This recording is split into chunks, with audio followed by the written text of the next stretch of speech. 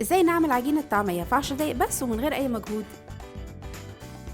بنحط كوباية مية على كوباية بودرة ونسيبها ترتاح 10 دقايق، وبكده بقى عندنا عجينة طعمية من مور سبايس. وبعد كده بنشكلها زي ما احنا عاوزين، ممكن نبططها، نكورها، نعملها صوابع،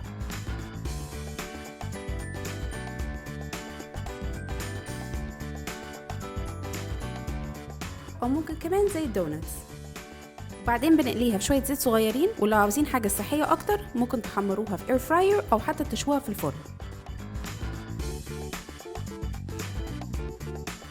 في منها 5 نكهات: بالبنجر، بالكاري، بالحمص، سبايسي، وكمان التقليدي بتاعنا. ولو عازمين ناس على الفطار او حتى العشاء هينبهروا بالاشكال المختلفة. رصوهم على صينية كبيرة ومعاهم طحينة وخضار وعيش، وبألف هنا.